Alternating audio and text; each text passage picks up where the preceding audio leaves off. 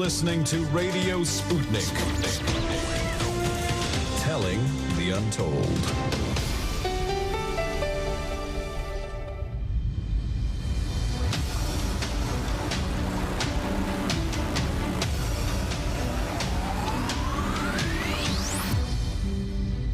And we are live from America in a free speech zone way outside the Matrix. It is time once again for the show that brings you the truth behind the establishment narrative, which is the headlines. I'm investigative journalist Lee Stranahan, and welcome to The Backstory. And I say welcome because I assume we got some new people listening, because one of the things they don't seem to understand about censorship, the establishment does not seem to get about censorship, is that it backfires. You saw that with Joe Rogan. You saw that with the COVID-19 attempts to shut down speech on that. You saw that on Russiagate. We've been here before. And a lot of people have figured you mother hubbers out in the establishment. They have realized that when you say, hey, you can't talk about that, it's time to start researching. And we had a great show today. Our interpretive producer, Rob, we have no video because my video computer is doing weird stuff. But our interpretive producer, Rod, has put together a great show today. In the first hour, we're joined straight out of Moscow by one of the most important voices on this topic, I would say for years now, Mark Sloboda. Do you think it's fair to call him, Mark, one of the most important voices, or will I give him a big ego, Rod? What do you say? No, I think definitely in the last 6 years, Mark's definitely been on top of it, and especially as an American living in Russia. He's one of the guys who I learned a lot from, and I got to say, he, raised in America. He's served in, and I say served as in prison, but he served in the Navy. He served in the military. I say because he was not thrilled with that experience he's talked about, and he's not happy that he was with the warmongering nation's military. That's not in Russia, that's the U.S. But then he's been over in Moscow a couple decades now, and he called this one. He saw that Russia was going to go in, and he was warning people on this show. You heard him, Rod, for weeks leading up to this. He said, Russia's serious here. Right? That's what he was saying. Yeah, no, 100%. I mean, what else? They were giving Putin no other options. He tried the diplomatic approach. Between Mark Sloboda will be joining us in the first hour in about 10 minutes, and Scott Ritter, right? Scott's pretty freaking hardcore on this stuff. You know what I'm saying, Rod? Yeah, no, he's been laying out the effectiveness of the Russian military and how they've been laying off, but it seems like they're getting a little heavy-handed now. Yeah, and we got good news in that because of the ceasefire to protect civilians. I'll talk about that in just 1 second. But Carter Laren will be joining us as the guest co-host in the second hour from Unsafe Space. And joining us, first-time guest, Fiorella Isabel from the Conversation Couch will be joining us. Looking forward to talking to her quite a bit. And we're taking your calls, 202. Like I say, it's a free speech zone, but not now. What I mean by that is Mark's going to be on in a few minutes.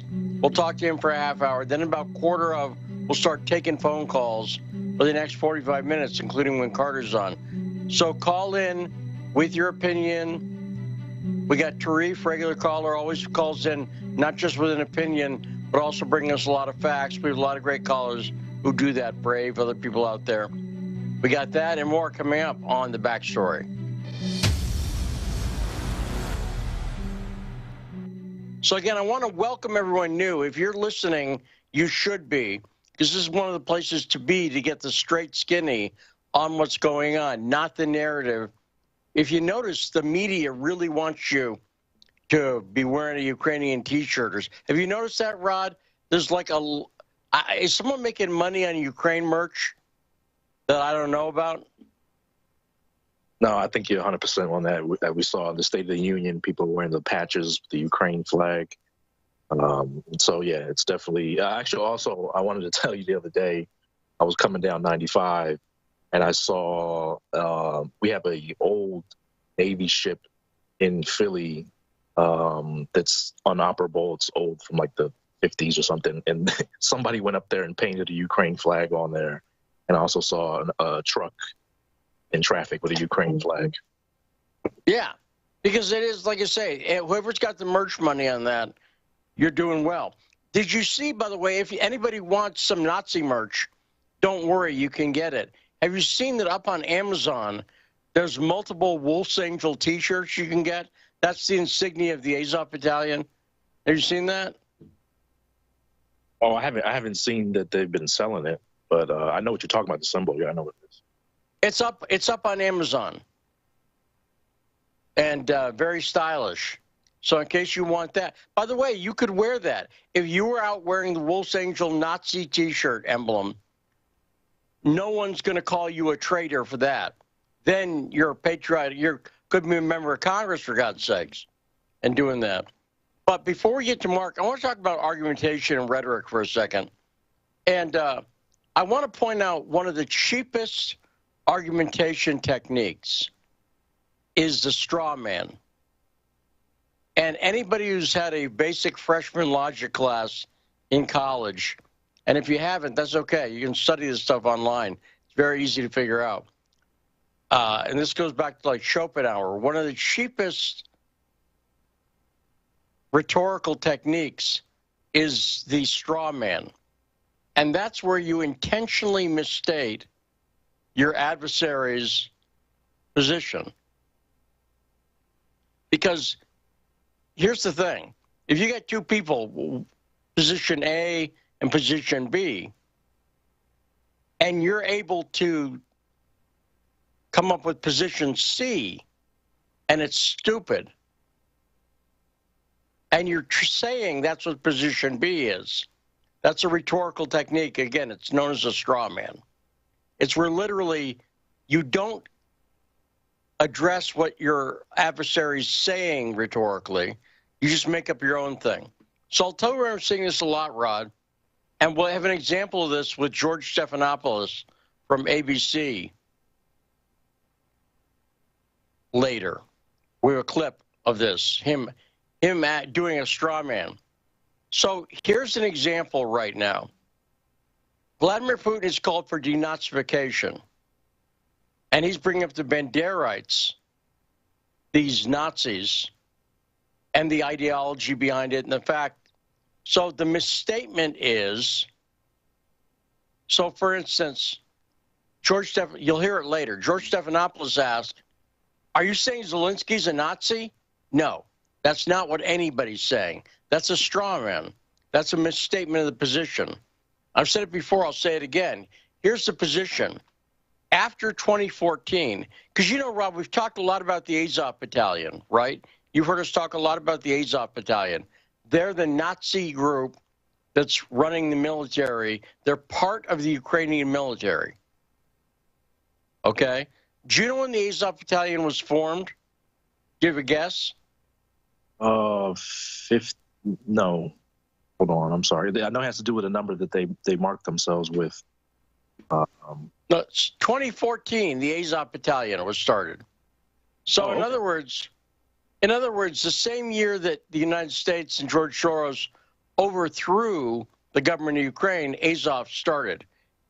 So in other words, you see, 2014 marked a demarcation point where the neo-Nazis started to get power in Ukraine that they didn't have under Yanukovych, and they hadn't really had much before that, but they were given that power. Now, another misstatement, rhetorical misstatement, there's this one knucklehead on Twitter who keeps doing this, who says, so you're saying there's a few Ukrainian Nazis, and therefore Russia should invade. No, that's not what I'm saying, you liar. That's not what I'm saying. Pay attention. Get close to the radio. Bah! Okay, hope that scared you. But here's the thing. I'm not saying that there's a few Nazis. I'm saying whatever number of Nazis there are, they have political power in Ukraine post-2014. And the guy from, did you see the people from, the guy from C-14? Do you know who that is, Rod? No, I don't know who C-14 is. C-14 is a avowedly Nazi group. They get their name from the 14 words, which is any neo-Nazis out there know what the 14 words are. It's a neo-Nazi American thing. Look up the 14 words. You'll see what it is. So C-14 is an offshoot of the Svoboda Party, not Mark Sloboda, totally different. Svoboda with a V at the beginning, S-V-O-B-D-A, it means freedom, apparently, in Ukrainian. But the Svoboda Party, they have this offshoot called C-14. And there was this dude, he was not just grabbed on the street, he was on a panel. So he's part of the C-14 party, and he was on a panel saying, and I would play it, but the guy was not saying it in English, so it's subtitled. But he's saying the reason we were involved in the Maidan is because he used a homophobic slur, basically. He said, we like to kill. We'll get the job done. He was bragging about this openly, okay? And he said that after 2014, basically he was saying the Maidan would not have been successful in overthrowing Yanukovych without tough, good dudes like him. He said it would have been a fruit parade otherwise. That's what he said. And I know what he's getting at, which is that peaceful, everyone likes to talk about the Maidan. It was a peaceful protest. Kind of. It was not designed to be a peaceful protest. It was designed to be a violent protest with a peaceful veneer on it. Does that make sense, Rod? They wanted to give it the appearance of peaceful. But I believe we knew what we were doing, and that's why they promoted groups like the people who were behind the Azov Battalion and C-14. They were really, because they couldn't come out and say, hey, everybody, we're having a... Now, they do this sometimes. Did you ever see the footage of the big neo-Nazi youth camp that Azov sponsored? Did you see that? Oh, yeah, they have, it's also integrated with some mixed martial arts groups over there. And right. Yeah, and I think there's another one in Poland and some other countries as well. And I don't want anyone to get me wrong. I'm this is we're officially opposed to Nazis in the show, but it looks kind of fun. Do you know what I'm getting at, Rod? You've seen the footage. If I say that, I'm not saying Nazis are good at all, but I'm saying they made it kind of like a fun carnival atmosphere. Did you see the big chairs they had?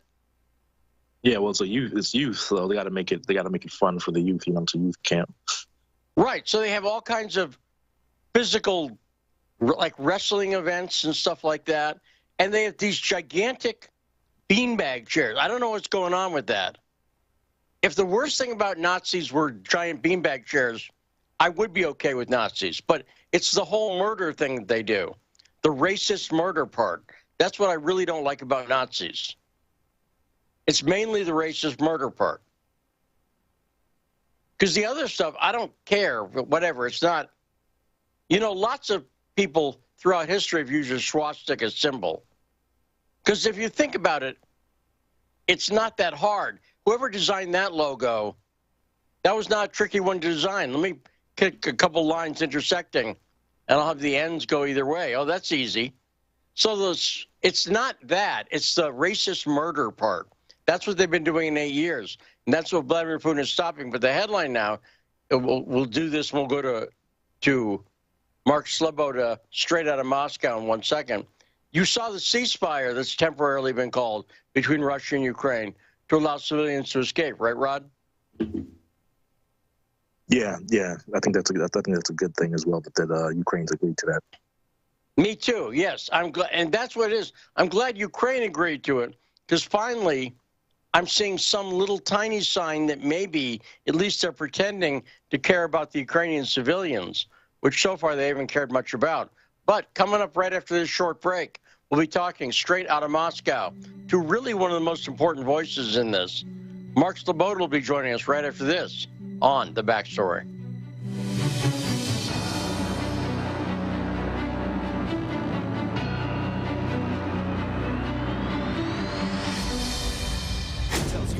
Want to talk? Get in touch with us at radio@sputniknews.com.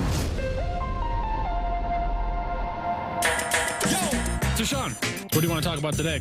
Well, Bob, that's easy. I want to talk about the need to stop the development of self-driving cars. Again, Sean, you're driving me nuts. I think the self-driving car thing's already out of the gate. No. It's never too late. See, now the leading experts in the field, I mean, just pick one, whichever one, leading experts have repeatedly warned us about the dangers of artificial intelligence. Look, I'm telling you, man, we have to stop the robots by any means necessary. I see what you did there. Yep. Tune into our show By Any Means Necessary daily from 2 to 4 p.m. Eastern Time on Radio Sputnik. And don't forget to call in at 3:20 p.m. to our studio number 202-521-1320. And if you miss us live, check us out on SputnikNews.com, Spreaker, iTunes, iHeartRadio, Spotify, or wherever you listen to podcasts to stay up to date on the latest political, social, and economic movements shaping the world around us. Feeling kind of blue, but maybe also kind of red, and kind of purple, and kind of alone? You've got a friend on Radio Sputnik. Tune into Political Misfits from 12 to 2 Eastern Time, Monday through Friday, for news, politics, and culture without the two-party bias. Catch us daily on 105.5 in Washington, D.C., or 102.9 or 104.7 in Kansas City. Or find us on Twitter, Facebook, YouTube, Spotify, or wherever you get your news. Are you bored?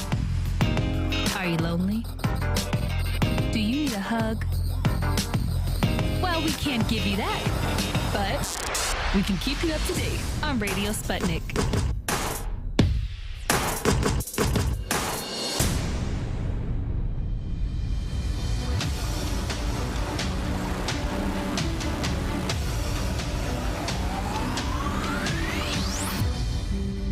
And we are back, 105.5 FM, AM 1390 in Washington, D.C. Thanks to everyone for listening, because this is the place to be if you want to get the straight skinny on what's going on in this Ukraine-Russia conflict. Joining us now, straight out of Moscow, I think seriously one of the most important voices who's been on this for a long time, the great analyst Mark Sloboda is joining us straight out of Moscow. Hey, Mark, how you doing? Hi, Lee. Thanks for having me. It's always an honor and a pleasure to be on the Backstory. And I'm not trying to give you a big ego, because I'm sure around the house your wife still wants you to take out the garbage or feed the crows or whatever. But I really do think, Mark, you have been one of the most important voices on this, because you've been calling this for a while. And I'm seeing on social media, well, let me ask you, let me talk about this since you're in Russia first. What is this censorship like in Russia? Are there voices that you're not allowed to hear in Moscow where you are, or that you're not hearing? Are you hearing anyone critical of the war there, for instance, or are they all locked up in a gulag somewhere? No, I mean, there are people actively speaking out against the war on Russian television, on one of the major Russian privately oligarch-owned oil companies, Lukos, just called for an end to the war. The oligarchs, of course, they stand to lose billions from U.S. sanctions, and that seems to be their primary concern. So, of course, they're starting to, come out of the woodwork. They're having their yachts seized in Germany, evidently, and so on. There were two media stations that were just shut down for the promotion of Ukrainian disinformation about the war. That it was Echo Moskvy radio station and the Dozht. It's an online opposition television network that has received the funding from foreign governments before. And we saw that, look, at the beginning of the Maidan, for instance, there was this thing in Ukraine called Hormatska TV. And Hormatska literally seemed to have started right at when the Maidan started. And I looked into the funding. It was very clearly the U.S. government. Yeah, and also and the Dutch government. Right, and the Dutch, yeah, right. Hormatska was even according to the Maidan activists, it was the primary organizing and information disseminating source of the Maidan insurrection. And it was started up right at the start of the Maidan. And this is not a conspiracy theory. It is proudly announced on the websites of the U.S. Embassy and the Dutch Embassy that they did this. They started it up. They provided the equipment for it. They provided, the training, the operating funds for some time. And of course, it was all one editorial line, and that was summed up quite clearly with the tagline that ran across the screen 24 hours, Revolutia, revolution. This was obviously a direct medium of, regime change in what had been up until that point a sovereign neutral country.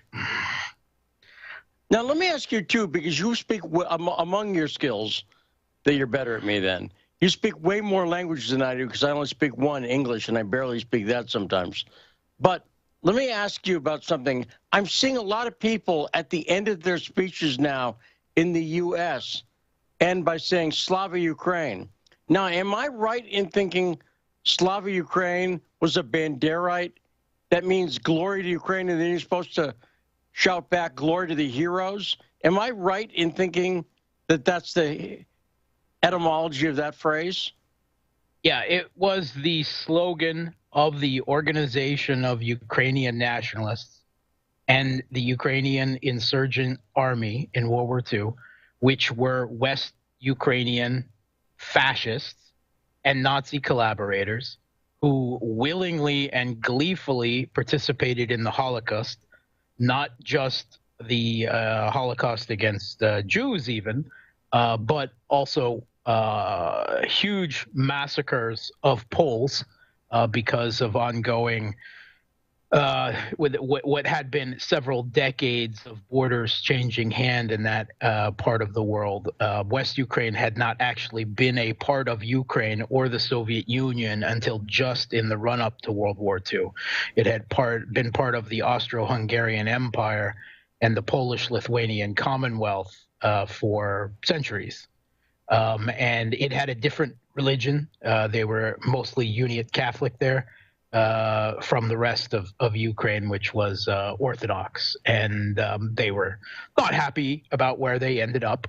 They were, like much of Eastern Europe in that time period, it was the interwar time period with the Great Depression that resulted in the collapse of multiple liberal democracies that had been set up in the wake of World War I. They all collapsed into populism and fascism. And this was definitely one of those areas that fell to that, that mind meme. And they greeted the invading Nazi soldiers in World War II with flowers and banners. And they signed up to join SS divisions, and they created their own military units to fight alongside the Nazis against the Soviet Union, which means against their supposedly fellow Ukrainians. And it's true that they hoped to get out of the deal from the Nazis their own independent Ukraine, and at times that they their own independent fascist Ukraine. Because they were ideologically fascist. Stefan Bandera, was their principal leader, but there were others, and their slogan was "Glory," very similar to Heil Hitler or Über alles, overall that sort of slogan. It was Slava Ukraini. Which is glory to Ukraine, which the reply is glory to heroes, and then death to our enemies. And this was,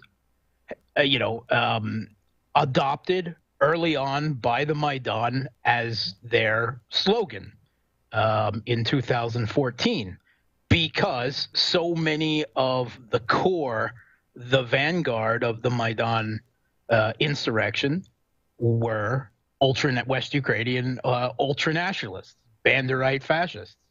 And that was the real, I mean, these proto battalions had actually been training in Western Ukraine to, overthrow the government someday for years. And there is some evidence that they were also trained in NATO countries.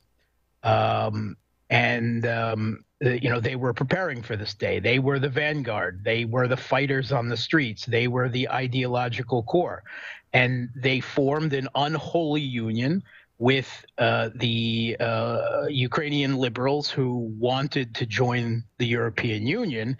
And that was the strength of the Maidan, is this combination of liberal protesters that served basically as a population reservoir that the vanguard Banderite fighters would come out of, attack the police, douse them with Molotov cocktails, burn them alive, and then they'd retreat, or physically attack them. They had their do-it-yourself weapons early on. Later, that turned to guns, of course. But they had some pretty brutal weaponry that they were killing, injuring and killing police with. And they would then run back when met with too much force into, the liberal protest pool that, willingly embraced them in its protection of innocence. And then if the police came, they were attacking innocent, peaceful protesters. I mean, that's the way this worked. So there was full culpability. And if you're at any protest in the United States, the police will tell you that if there are people at the protest taking violent action against the police or, other actions like seizing government buildings, then you, as a peaceful protester, have a responsibility to get out of there. That is no longer a situation. And then if you don't, well, that you are considered essentially a combatant to them. Or at least having committed, a crime, an offense. And this was their slogan. It became the slogan of the whole Maidan. And then it became the slogan of the new regime when they seized power. And then after they purged the military, after so much of it defected, the police, the military, the security services in the early days of the new regime, because a lot of people in the country did not approve of them or how they seized power. And you don't have to take my word for that, because Radio Free Europe, Radio Liberty did a report on this, particularly on the subject of the Ukrainian Navy, where they say 75% of the Ukrainian Navy either defected or quit when the new regime seized power, which is something that you don't really hear a lot of, but this was repeated in similar degrees throughout the other branches of the military, the police and the security services, particularly in the East, a lot of them joining right up with DNR, LNR, the Donetsk and Lugansk republics. But it then became the official slogan of the newly purged Ukrainian military.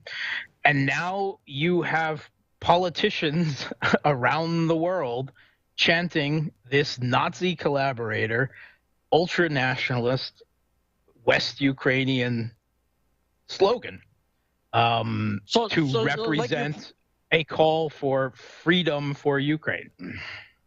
And for people who actually understand it, I'll put it like this. If you're completely ignorant, maybe you just hear Slava Ukraine, you assume it's like we stand with Ukraine or something, but it's not. It would be like if there was a conflict with Germany and you finish your speech that said, we wish peace to Germany. That's one thing. But if you said Deutschland, Deutschland über alles, that would mean something different.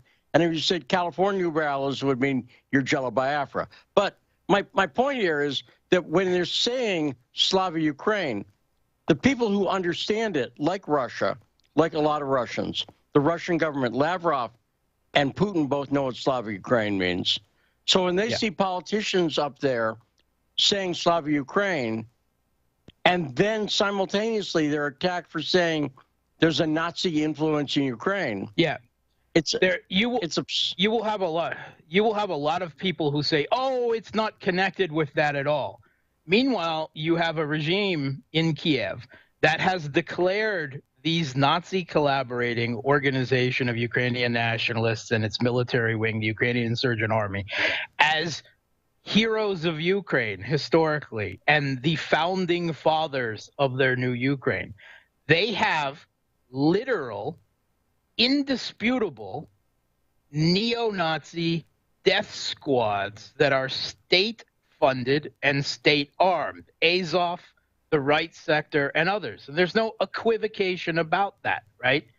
You don't get to call yourself a liberal Democrat, or it can't possibly be neo-Nazis because Zelensky's father was Jewish. You can't do that when you have state-armed and funded neo-Nazi death squads, and your national slogan is, that of the Organization of Ukrainian Nationalists, the Nazi collaborators. Well, and your regime has passed laws recognizing them as heroes and the founding fathers of your nation and named streets galore after them, right? It's not that Ukraine has a neo-Nazi problem, as so many.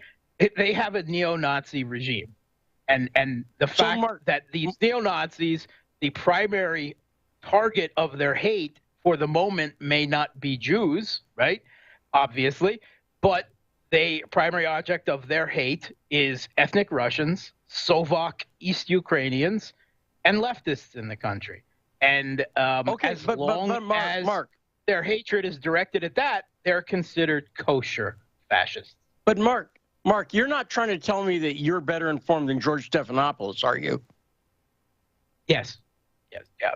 Absolutely. Okay. Well, certainly about this. I mean, I may not know the in and outs of Monica Lewinsky in the White House quite like George Stephanopoulos, but I definitely know this better than George Stephanopoulos. And any attempt to try to say that, oh, this is disconnected from that, it's not really about that. That is the equivalent of someone telling you that the swastika, oh, it's really some ancient Hindu or Nordic symbol, and it doesn't really mean that, right? It is, these organizations, Azov, the Right Sector, read what their own literature, their own founders have said. They are blatant, white, ignorantly believing in some type of white Aryan ideal Ukraine, which doesn't exist on top of, all of the rest of the insanity. But they are, racial and ethnic supremacists. And this is important because, and I'll get to the George Stephanopoulos thing in a second, but this is very important because you literally can't. So, for instance, in eastern Ukraine, the Azov Battalion is effectively in charge of that area, right? They're spread out in different areas, but their big headquarters is a city right now where there's heavy combat in Ukraine, in southeast Ukraine. It's called Mariupol. And that is where they were placed because Mariupol is one of the cities that originally the Russian Spring in response to the Maidan in Kiev happened, and at one point, Donetsk, the republic, had spread out to there. They were forced back, and then when they were forced back, and there was a bit of a little massacre there. The Azov was brought in to keep that city under control. Well, yeah, that's really my point. In other words, it's not like they were trying to put down the rebellion there, and then, oops, some of them happened to be Nazis. The Nazis were put there because of what's going on there, correct? Yeah, because they are brutal and will do whatever it takes to keep control of, the Slovak East Ukrainian scum, basically. And that's where I was talking about that guy from C-14. I'm sure you saw that panel discussion where he said, we like to kill, right?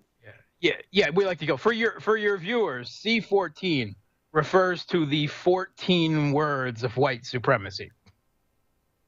C is word in Russian and Ukrainian. The beginning word is slov, so the first letter is S. So that's the 14 words, C14. Right, and it's important. It's explicitly avowedly Nazi, and it was part of the Svoboda Party, right? That's where C14 came from, right? They are one of the many things that the Svoboda Party. The Svoboda Party was an ultra-nationalist party that was. It's not. It's kind of devolved into many other things now. It was founded by two leaders of the Maidan, Oleg Tyanibak and Andrei Parubi, who had previously both been the founders of the Social Nationalist Party, a literal neo-Nazi party in Ukraine. Svoboda was an attempt to rebrand themselves as simply ultra-nationalists. And there was actually, just a year before, there was a European Parliament resolution condemning the Svoboda Party for their hatred, their violence, their anti-Semitism, and they specifically said that any political entity or organization in Ukraine that wants to have anything to do with democracy or liberalism should have nothing to do with Svoboda. Until a year later, you had all of these EU leaders doing literal photo ops with Oleg Tyanibak, and Andrei Parubi was at that time the head of the Maidan so-called self-defense forces, which were attacking the police and seizing buildings, and were the nascent battalions that would, then, Azov and Right Sector would become, formal parts of, and many others. Now, let's actually hear my George Stephanopoulos reference was Sergei Lavrov did a press conference this morning. And by the way, Mark, I'm just going to say, let me complain about Russia for a second. Why can't I interview Sergei Lavrov? In other words, dear Russia, if you're letting Stephanopoulos in on the phone call, I work for Sputnik. Can I get in on one, please? I'm just saying, it frustrates me as a journalist that this knuckle, you see what I'm saying, Mark? I share your sentiment, and I would have liked to have been in on it myself. Right. Yeah. I would have given up my seat for you, Mark. I would have done that. But Lee, I would have given up my seat for you. No, I appreciate it. That's good because I like sitting. Having had a few strokes in the past couple of years, I like sitting down a lot. Otherwise, I might tip right over. But let's hear this clip, Phil. Let's get ready. Let's play this clip. This is George Stephanopoulos not acting like a journalist, but acting like an idiot when he gets his chance to talk to Sergei Lavrov, the foreign minister of Russia. Let's hear that. Well, let's hear Lavrov's response. Real killers are siding with the Kiev regime. We have Beijing, Chinese Media Corporation. Okay, let's stop the clip for 1 second. We're not where we need to be. We need to be about 12 and a half minutes into that clip. That's where George Stephanopoulos' question is. So someone let me know if later we can get that up and going. Because it was right after. Lee, it's right after that. You have to. Right after that's the question. Okay. Okay. Go ahead. I'm sorry. I remember that was the beginning that I heard. But let's hear the question. Go ahead. Real killers are siding with the Kiev regime. We have Beijing, Chinese Media Corporation. Zelensky, the first Jewish president of Ukraine, whose families were killed in the Holocaust, is a Nazi? Я думаю, что он манипулируется нацистом. I think that the Nazis and neo-Nazis manipulate him. Otherwise, it is hard to account for how President Zelensky can preside in a society where neo-Nazism is rife. They make marches and torch processions. And for those torch processions, President Zelensky allocates his personal guards from his company, and they train constantly, studying acts of sabotage and warfare in urban areas, and that is all happening under President Zelensky. And when he keeps saying that his grandfather was at war. Look at the laws that President Zelensky, which claims to be a global citizen, well, look at the laws about the indigenous nation. Well, now, let me ask, I got a question for you, Mark, but let me point out one other thing, that Lavrov had not called on George Stephanopoulos there. He called on a lady who's a Chinese reporter.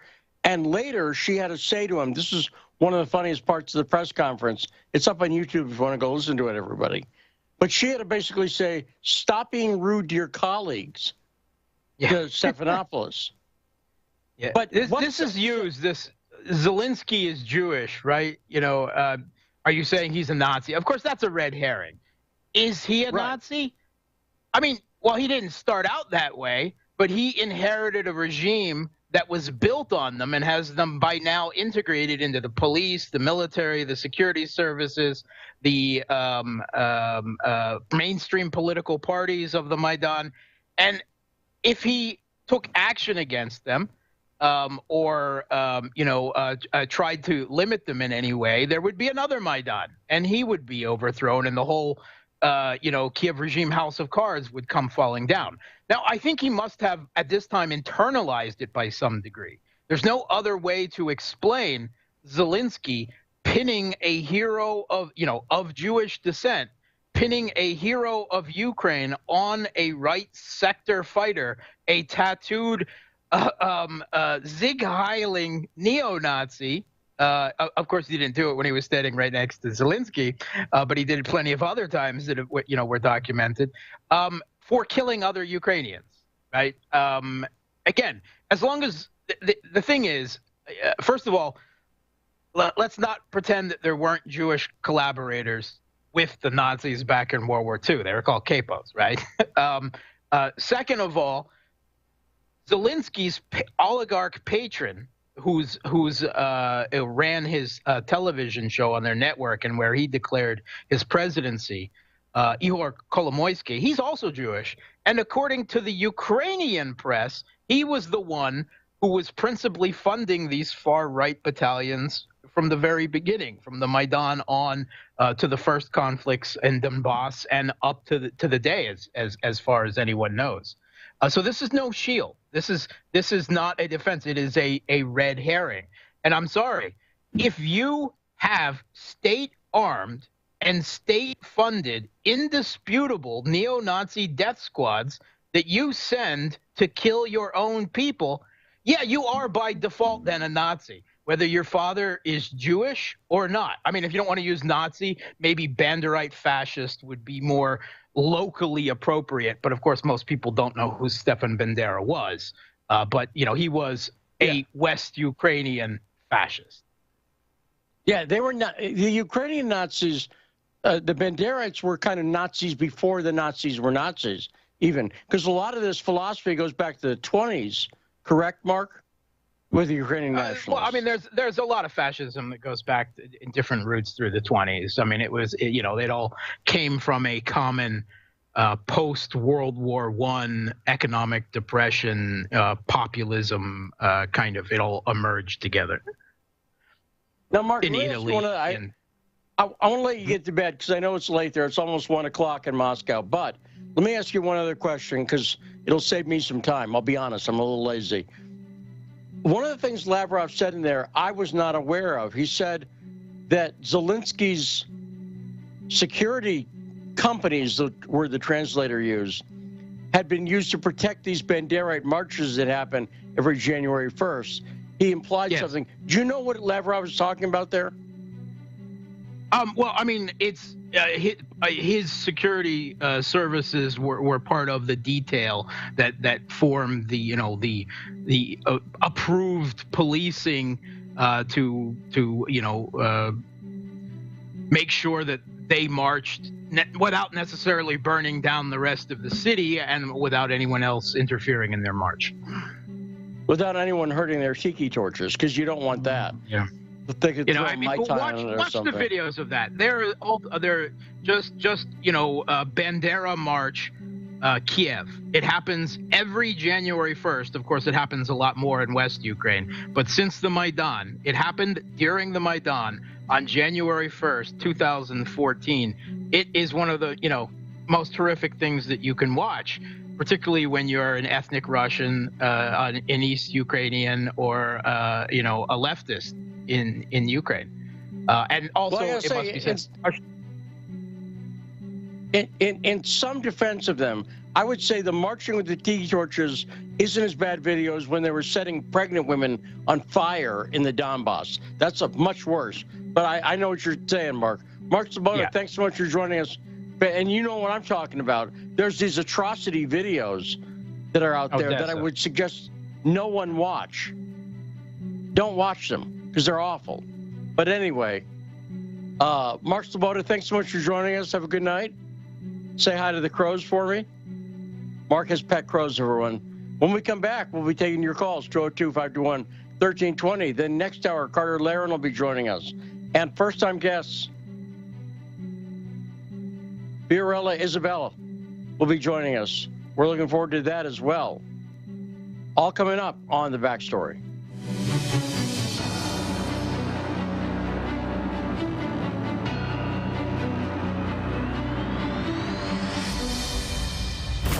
Every day we ask questions. How is Facebook going to prevent suicides? Well, do you see this as being a human rights violation? Are the cows really stinking up the planet that much? To move ideas forward. A gravitational wave is a ripple in the fabric of space and time.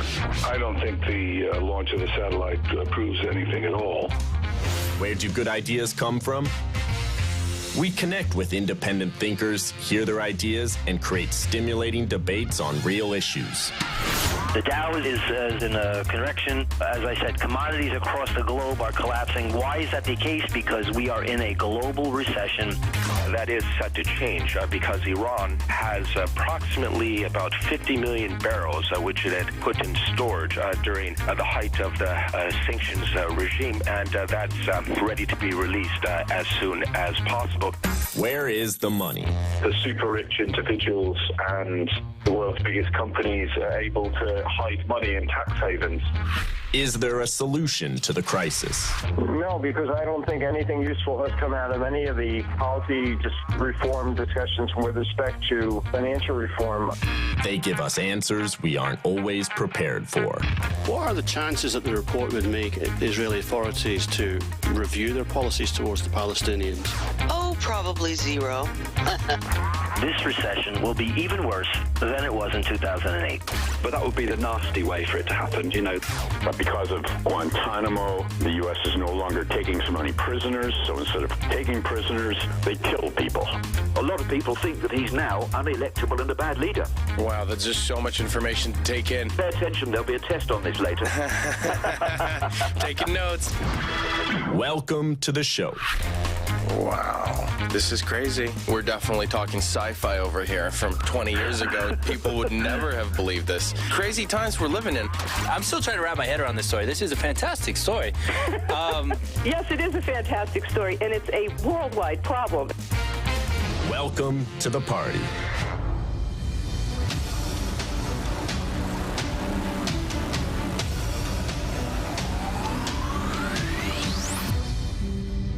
And we are back, 105.5 FM, AM 1390. This is The Backstory. Thanks so much, Mark Sabota, straight out of Moscow, joining us there. Fantastic appearance from Mark, as usual. Always great to have Mark on the show. But let me say something, Rod, before next hour we have Carter Laren joining us as a co-host. But we just spent about a half hour, and I was talking about it a little bit beforehand, talking about all the Nazi clear connections between Banderites, Nazis in World War II, Nazi ideology now, a racist, hateful, violent, sadistic ideology that's been all over Eastern Ukraine.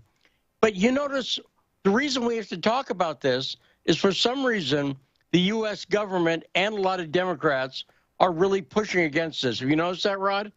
Like, that's controversial, that they're Ukrainian Nazis, and it's a factor in this. Have you noticed that's a controversy, Rod? Oh yeah, big time. I was actually invited today into a clubhouse. It's mostly people in the UK, and a few of the people were formerly of Press TV, of RT, worked for either or both. And we were definitely talking about that, how the Western media just wants to avoid or, in my words, protect these neo-Nazis. There's no other way to put it. I don't. But you know, let me clarify something. Do you know who was clearly a Nazi, just ask the media, is Donald Trump. When the term Nazi was used about Trump, there was zero pushback.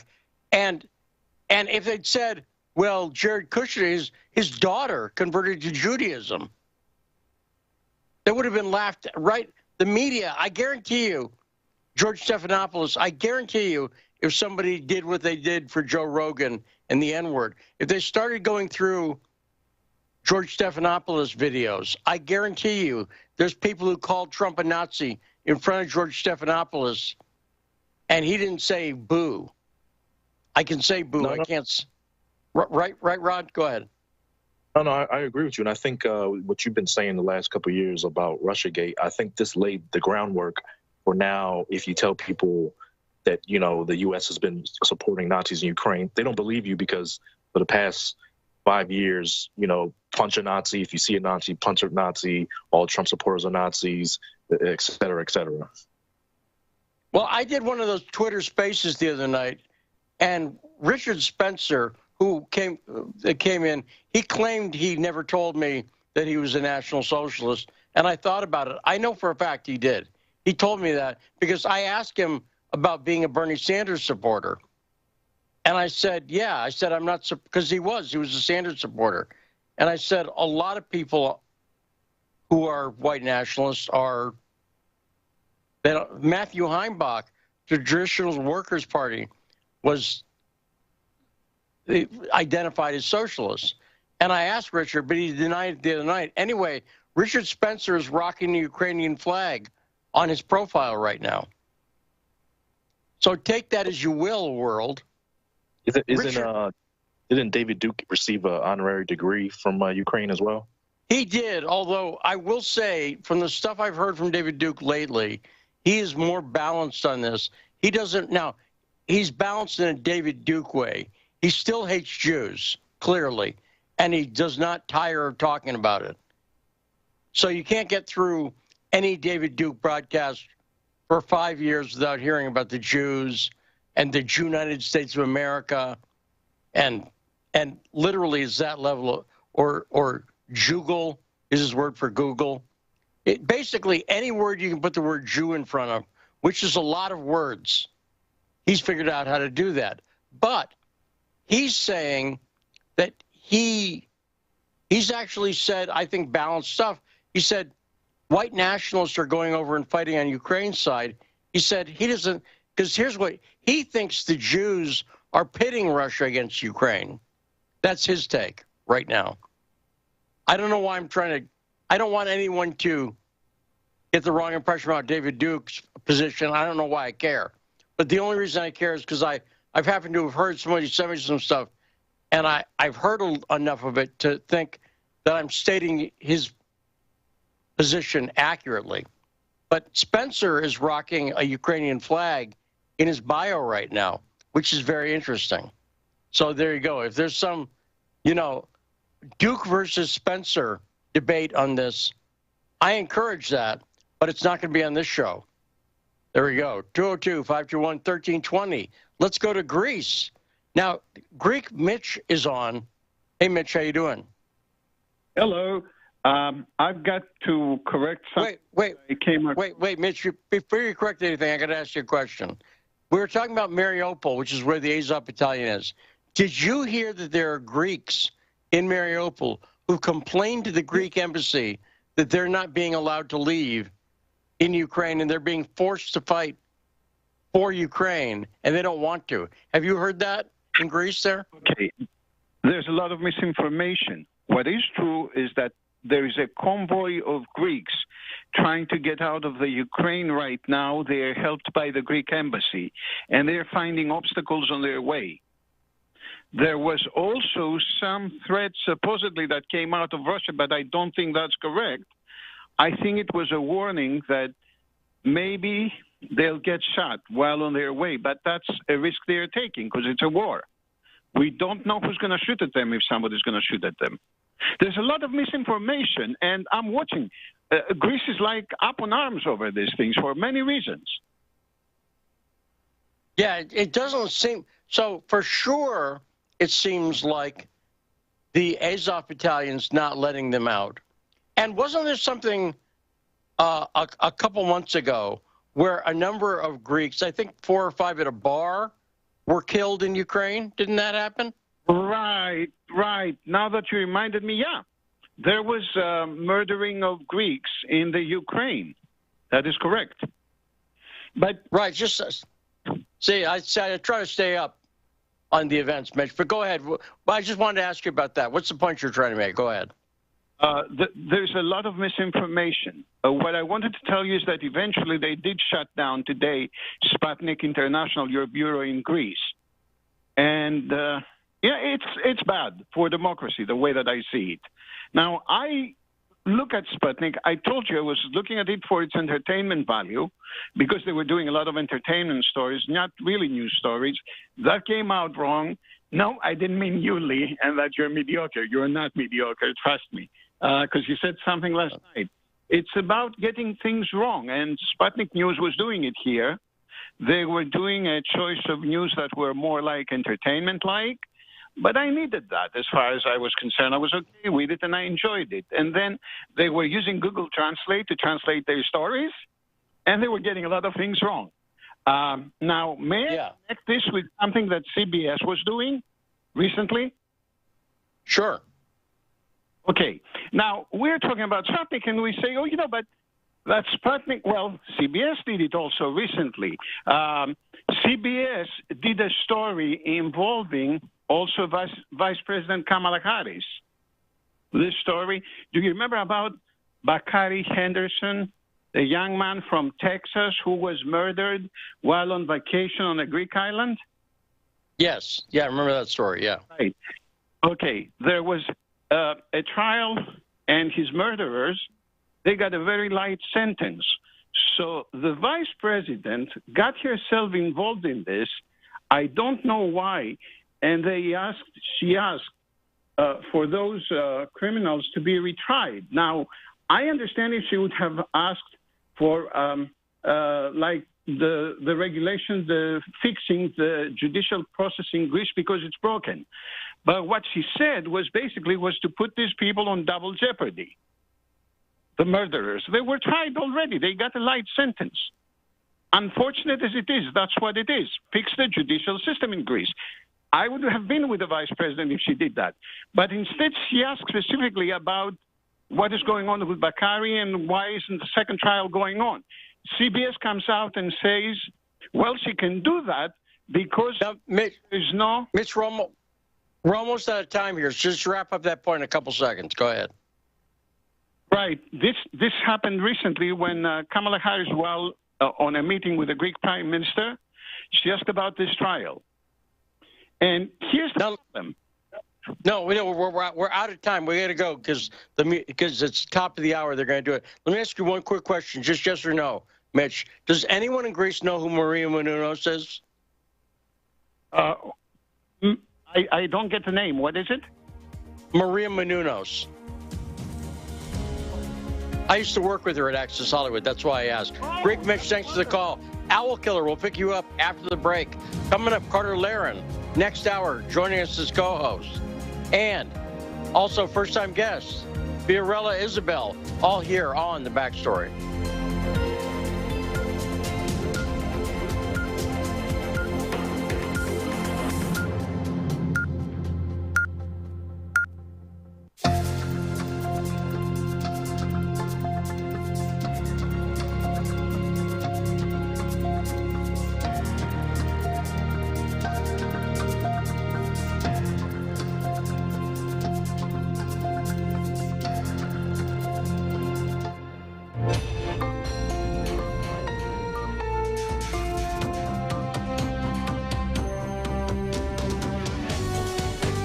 listening to Radio Sputnik.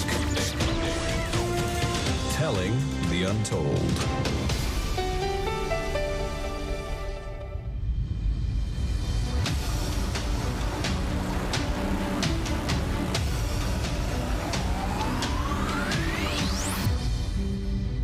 And we are back live from America for the second hour of the best damn talk show in the world. Essential listening in these times. This is the free speech show that takes you to the truth behind the headlines. I'm investigative journalist Lee Stranahan. This is the backstory. And once again, I want to thank Mark Sloboda for joining us straight out of Moscow last hour. Fantastic report. If you have any doubts about the long history and the recent history of the Nazis that Vladimir Putin's been talking about in Ukraine, be sure not to miss that. Now, we are joined this hour by one of our great guest co-hosts, the great Carter Laren from Unsafe Space. I almost said Safe Space. Unsafe Space, totally different, is with us. Hey, Carter, how you doing? Hey, man, how you doing?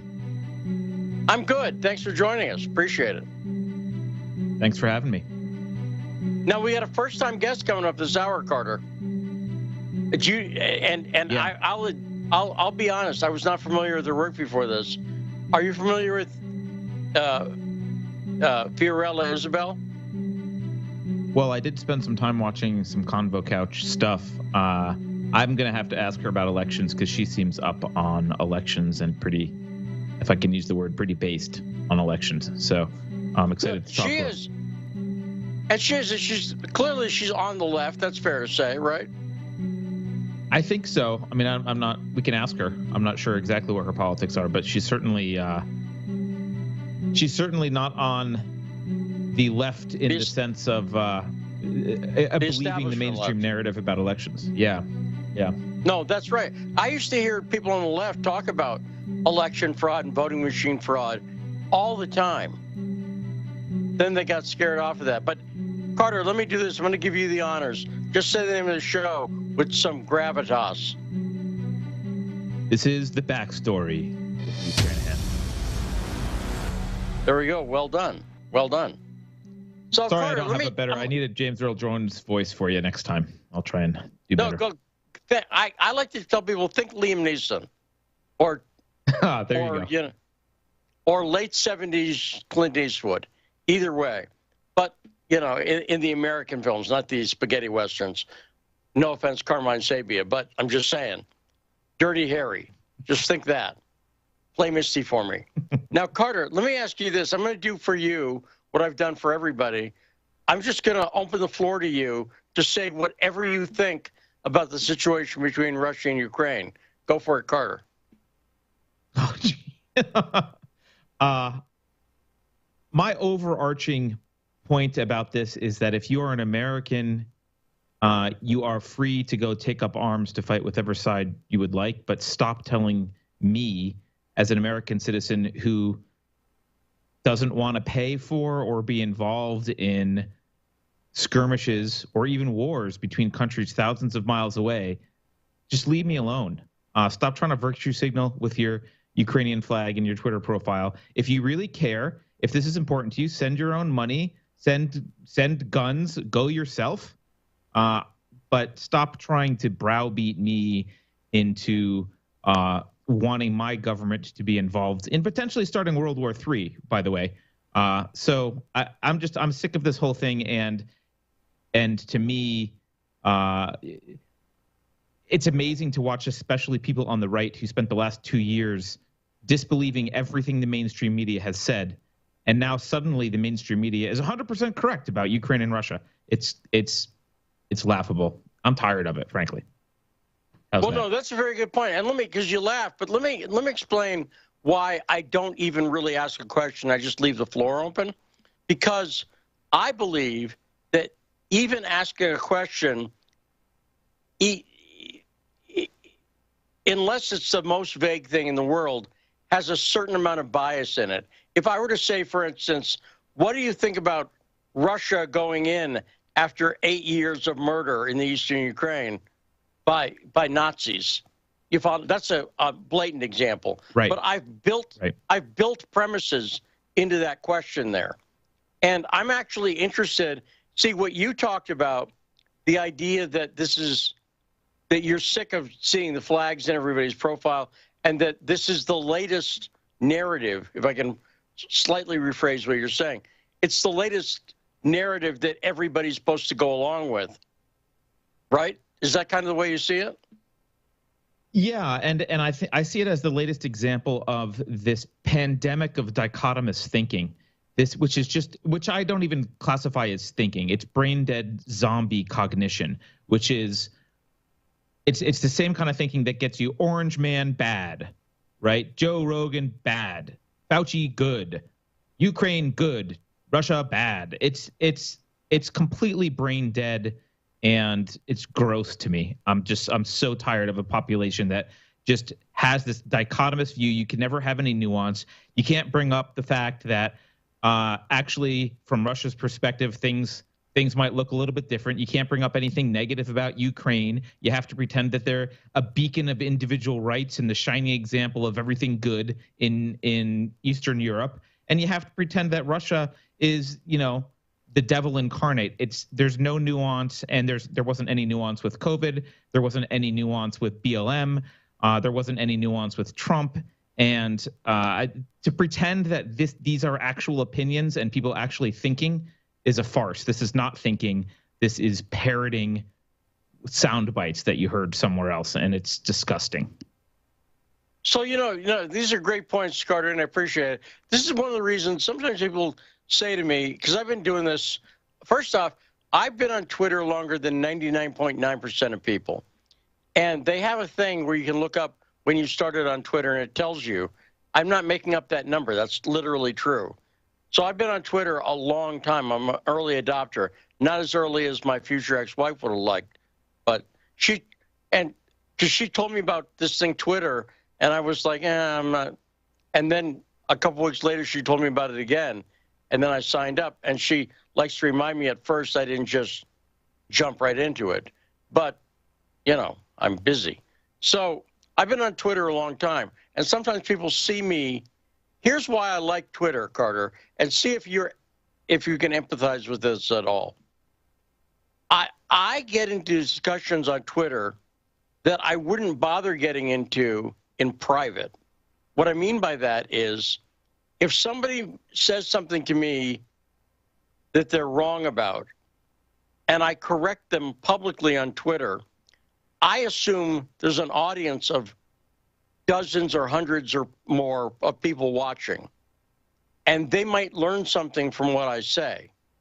Whereas privately, if I was just at a party and there was some guy being as big a jerk as he could be about stuff and sort of poking his finger in my face, I'd move down the bar. I wouldn't have the discussion, because I'm smart enough to know it's not about winning the argument with that person.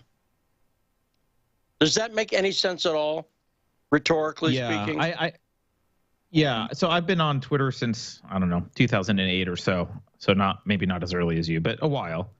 And I had to go from, I had to learn to not try and argue with everyone because of the insanity. But then I had to learn this lesson, which is that Twitter is essentially performative. And when someone is saying, honestly, sometimes someone will say something that I think the argument or what they're saying is so bad and so just patently stupid that all I do is retweet. And that usually ends any kind of conversation, because I just, here it is for everyone to see what your argument is. And I'm kind of done with it at that point. So the recognition, like you said, that this is a public conversation. It's not a private conversation. So now I'm much more apt to ignore things that I disagree with, that I don't think can be used to demonstrate something publicly. If it's going to just go down some rabbit hole and get to be a quagmire, it's not worth having a conversation about. But if it's something that can be pointed out and other people can see it and it can demonstrate something, then maybe it's worth spending a few minutes on. Okay, now we got Carter Laren joining us as our guest co-host today. We're always great. It's great to talk to Carter. But let's take calls, 202-521-1320. Let's first go to the killer of owls. Owl Killer, what is on your mind? So, Lee, I think last time I called in last week, you were a little dismissive when I was bringing up the Great Reset and how it played into this. I think it's even clearer now, and I almost give them much more credit for their propaganda, whether it's the survivors of Snake Mountain or the Ghost of Kiev and all the other crap, the propaganda that was put out. What they did is... Well, look, Al Keller, let me stop you on 1 sec. Then I'll let you keep going. I don't think I was dismissed. I understand that. Here's what it is. It's a very big topic. And I'd like to get into the Great Reset, we got to get into the book by Klaus Schwab, which would get us into stakeholder capitalism, which would get us into how stakeholder capitalism paid a big place in the woke movement. And stakeholder capitalism is what's behind things. And that starts to get into the whole thing with Klaus Schwab but I'll tell you the one thing that I've talked about a couple times on the show, and when you say it's become clearer than ever, is that blonde MP lady from Ukraine who was on Fox and said, we're fighting for the New World Order. Yes. And she knows what that means because she's spoken to the Davos crowd.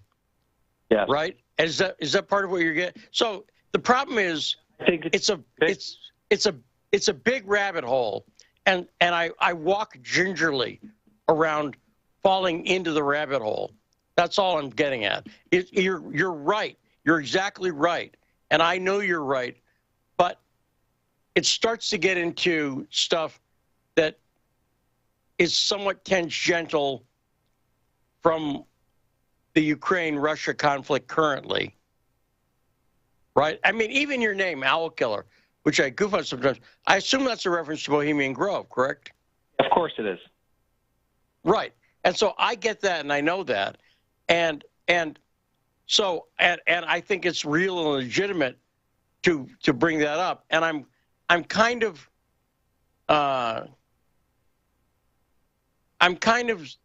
working my way around it slowly because I want to figure out how I can do it in a concise way that doesn't sound tinfoil hatty to people, because it's real. This is absolutely real. And I think it's one of the big things that Putin is doing, but he's never said it explicitly. Someone asked me today, do you think Putin's going up against the Great Reset? And I said, he's never said that. And that's an accurate statement. And it sounds a little dismissive, but do I think, because of other things that he's said, that he has some idea about the issues of globalism and so on? I actually do. But he hasn't said this is about the Great Reset. Does that make sense? That's literally true. But I'm not being dismissive of it. I'm just saying, right, look, I'll put it like this. There are people right now who I end up arguing with who think that the Nazi thing is controversial. They want to fight about that for an hour. And that's the most, I can show people pictures. I can click to mainstream media articles. I can show Chris Wray of the FBI talking about it. And so when the propaganda is that heavy, forgive me if it sounded dismissive, Owl Killer. I'm trying to say, sorry if it sounded dismissive. This is why I walk into it gingerly. But go ahead, sir. So, yeah, that makes a lot more sense now. But what I wanted to say was what they detail in whether it's Eventual One, Operation Lockstep, throughout the World Economic Forum, is that during the Great Reset, people are they're going to be angry at their government. So whether you were for the COVID lockdowns or against it, you have two angry groups that have it's been a judo redirection, and now everybody's focused on Russia. It was genius on their part. Nobody's talking about the Canadian truckers or anything anymore. They took all that animosity and they redirected it on Russia. Whether you're I'm totally against war. So I don't like to see anything that's going on in Ukraine. But the reality of the situation is, when you look at the propaganda in the news, I mean, Rush Limbaugh, when he coined drive-by media, 90% of the stuff I'm seeing is the next day it's, oh, this didn't happen. But they only see the initial, whether it was, like I said, the Snake Island or the Ghost of Kiev or these random children that are being killed. It's some of this stuff it's not even happening. but it doesn't matter because it did it at the beginning. And what I'm seeing right now is they need a big. And I told you 2 weeks ago that this war, unless God intervenes, is inevitable. Because I'm not going to get into it, but people that are in the military, you know, like I said, I'm retired military. I saw the writing on the wall for it. So there still is an opportunity to, you know, look who really is the people. Whether I'm not for getting involved in Ukraine, but the people that are for that, they're in front of the White House and they're demanding it. And it's like the people for peace just sit home and talk about it. And unless we really get, because all these corporations, all the woke capitalism, you know, I think even the Black Lives Matter movement and Antifa factored into it even before the COVID lockdowns began. I now that I think about it, same corporations beyond the Great Reset were behind those movements. Well, that's why I said it factors into the woke stakeholder capitalism.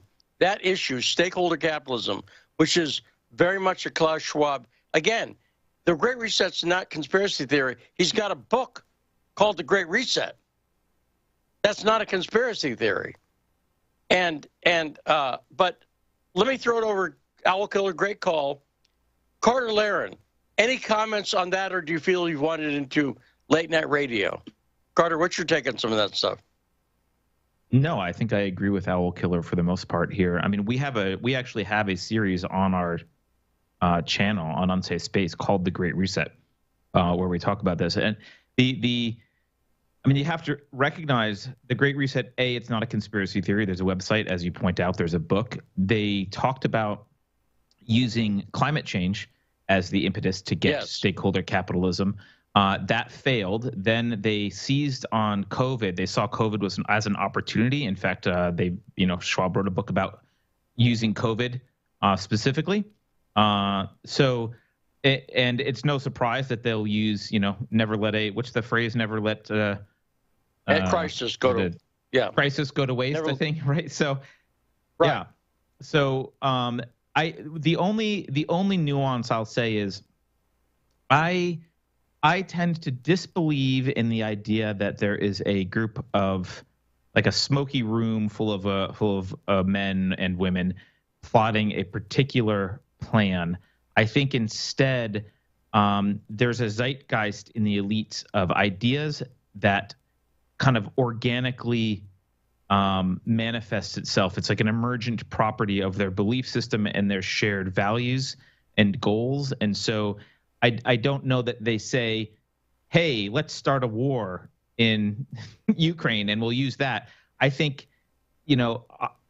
that just happened to be kind of the next thing on the radar that they gravitated to that was a possibility that would kind of further their agenda without, I tend to doubt the idea that there's a lot of collaboration, but there is a group of elites that are trying to move the world in the direction that they want. And you can even see at Davos recently, there was I forget who was speaking, but one of the Davos speakers was complaining that basically the riffraff didn't trust them. And she referred to themselves. They referred to themselves as the elites. She said, well, the elites, we elites aren't trusted as much as we should be. And this was a problem. And they were trying to figure out how to solve that. So the idea that there are groups of elite, globalist elites trying to do something, that's not even, it's not a conspiracy. It's not a theory. It's demonstrable fact. It's all over the place.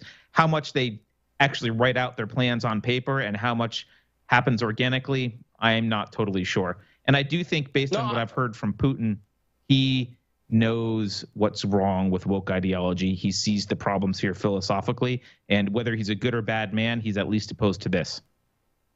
Yeah, no, I agree with everything you just said, Carter. And I think that it's not as, I don't like it when they simplify it. But things like, for instance, I brought up with Owl Killer, Bohemian Grove. Bohemian Grove is real, and they really do this event where they worship a statue of a giant freaking owl. And I was invited once, yeah. And you've seen the Alex Jones footage of that, right? Yes. Right. So it sounds crazy. It sounds tinfoil hatty. Then you see the footage and you go, Okay, so that's real. So then you can try to justify it, but you know what the sheriff said up there? Admit you're weird. She said this to Bohemian Grove. Anyone can look this up. The sheriff wrote them a letter. She said, I like weird. And I'm a person who went to Burning Man in 97. I like weird. Me too. I like weird. But admit you're weird and admit what you're doing and stop pretending like it's tinfoil hat stuff. Not you, Carter. But you tend to agree with my philosophy. Do you like weird, Carter? I do, and I don't have a problem. If they were just open about it, I would not have a problem with it at all. If they said, look, yeah, this is a game we play, we pretend this or we do that, or this is the way we look at the world, and this is why we do. Like, it's weird, right? But I don't, like you said, I don't have a problem with weird. But it certainly, it's, you know, it's like, since we're probably going to talk about voting later, it's similar to the 2020 election. When you're not allowed to ask questions, that's all you need to know. And you're not allowed to ask questions. You're like, there's no information available. It's not transparent. That should give you some information right there. Yeah, and I'll say this. Burning Man is not a secret society. They advertise. Oh, no. I wasn't talking about Burning Man. Yeah. No, I'm just saying that there's, you know, that's what's Bilderberg and stuff like that. Chatham House rules are explicitly about what happens at Bilderberg stays at Bilderberg. And that's not made up. Anyone can go look up the website now. We got 3 calls. Tarif, Ingrid, then Brave. Let's see. If we have to, Brave, I'll get to you after the break. I'm just looking at the clock. Let's go to Tarif, 202-521-1320. What is on your mind? Thank you for taking my call. I got 5 or 6 comments. I have to get through them. First, I'll just say free Joe and science. The first comment is this.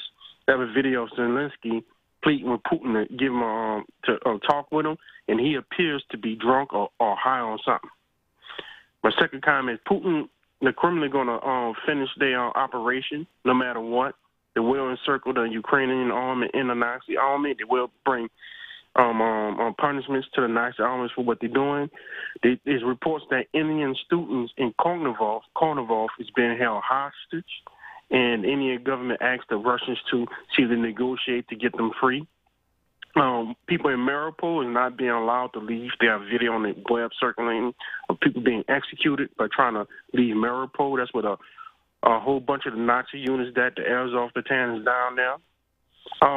Excuse me. I have 4 more comments. Okay. Excuse me. But if that was one, you're going to have to, Terry, if you got to go, because I got a couple other calls. I appreciate all great points you're making, but just pick a highlight or two, and then let's do that. Just one more. Okay. South Korea do not want to put sanctions on Russia. They want to continue to have trade relations, especially Samsung and Russia. So that's going to be that's the beginning of a start of a fracture in U.S. sanctions on Russia, because South Korea still want to trade with Russia. And I'll say this, and it's a good point, and I brought it up because I'm a nerd, but that new S22 from Samsung looks like a better phone, and I'm an Apple fan. I'm an Apple fanboy. I fully admit that. But Apple clearly wants to go to war with Russia, too. Guess what? Samsung is going, hey, the new S22 Ultra, which has the S Pen built into it. I don't want to sound like an ad, but that looks like a badass phone. I really want one. And that's probably going to be my next phone because it's better than the iPhone 13. Guess what? Good job, Apple. Way to help Samsung in Russia. 202-521-1320. Ingrid, D.C. Great call, Tarif, as usual. Sorry to speed you along there. A lot of great points on there. Ingrid, what's on your mind? Well, I think Carter is the best co-host you have, and I think he really explained that beautifully about the zeitgeist of the elite. But where he's frustrated with the virtue signaling that he's getting from people about Ukraine, I'm very frustrated with the peace movement, which is finally supposedly going to get into the streets sometime this week. But they're all going to get out there and say, Russian troops out of Ukraine. And excuse me, I don't want our troops going in. I don't want us supporting this war. But at this point, I mean, maybe they shouldn't have gone in. You might have that opinion. But now that they're there, now that what has happened, them leaving at this point, I think would be the most ridiculous and counterproductive and counter-peace thing you could possibly do. No, right. I agree with that. I think it's a big win for people who the peace movement shouldn't like if that were to happen, too. Neocons. And I don't know how to put it. The people supporting this are neocons. Right, Ingrid? Do you agree with that? Well, I don't know. I don't know how to handle definitions. Yes, neocons, neolibs. I'm if you want to say these progressive people like Victoria Nuland, for instance, whose husband's Robert Kagan. If you look up the word neocon, if you look up the neoconservative movement, Kagan's right in there in the definition of what the movement is. So that's where I'm going with that. But great call, Ingrid. Great point. We'll talk about the peace movement when coming up just after this break. I want to get to Brave, but just after this break, we'll be talking to. Forgive me. We'll be talking to Fiorella Isabel. Fiorella, yeah. See, you know what happens is the Fiorella. I almost want to say like Fiona Isabella, or there's a lot of syllables in there, and I have an addled brain. But let me also say this, and I think Carter will appreciate what I'm saying on this. I've been around polyamory enough to know that when Ingrid, when you call and you say, I love Carter, and I love Carter coming on, but I am not dumb enough to say this one's my favorite. I say I like everybody because I'm not going to get public. It's the same thing. If I have a couple of girlfriends, I'm not going to jump on the air and say, and this one's my favorite. I like all my girlfriends. I like all the co-hosts. So there. But Carter, does that make sense to you strategically? I want a divorce, Lee. Yeah, see, I can't believe you wouldn't love me the best. Right. Then I'm not the person. Then my answer to that would be, then I'm not the person for a relationship with. Does that make sense? That's the only answer I can give there. Yes, it's a very it's the right answer. It's a very diplomatic answer. You love them all the same, just like you tell your kids. You got it. No, that's right. You love them all the same. Right. You don't pretend that you don't have a favorite, even though you do, because that's probably literally true. I could list my kids in the order that I like them. You know what? And my future ex-wife would probably actually agree. She'd go, oh, yeah, that one can be kind of a jerk sometimes in a way that one doesn't do. So everybody, I take people as individuals. And I really, when I say, here's the other thing I do, I'm always sincere about it. I really like having you on, Carter. You know that. But I like it better that we have different people on different days. Does that make sense too? I like the variety as well. Well, look, as someone who has been in open relationships myself, yeah, you don't have to explain that. I mean, I think the dynamics of a show, having a variety of viewpoints and people on is we do the same thing. So, yeah. No, right. And again, I've been very open about this. I wrote an article on Huffington Post, that's how long ago it was, like 17 years ago, where I admitted that I'd been in polyamorous open relationships, and I got attacked viciously because did I ever tell you that story, Carter? You'll be interested in it, actually. I'm surprised that someone who reads the HuffPo would attack you for that, but let's hear it. No, I'll tell you why, and then we'll get to a break. Brave, don't worry, we'll get to you. What happened was, this is at the time when gay marriage was coming up. And the argument was that if you're gay, your relationships are somewhat limited because you can only go so far because you can't get married. And I was saying, well, guess what? As somebody who's been in relationships with more than one person, it's the same thing. And I was attacked by gay marriage advocates saying, shut up. Don't bring this up. This is our issue. You're not allowed to bring that up. And I was saying basically, like, look, people in poly relationships, you can't marry more than one person. And I'd seen it already. I had a girlfriend who broke up with me because I was married to someone else, and that relationship was limited. She wanted to be able to be married at some point in her life, and I got that. And we broke up, and she got married within a year or two. So I get that, but I feel like it's the same argument for, like, if you're gay and want to be married. I was saying, I get it, I understand. And rather than empathizing, they got mad. And that was the first example I saw of real leftist intolerance. Now, does that make sense, Carter?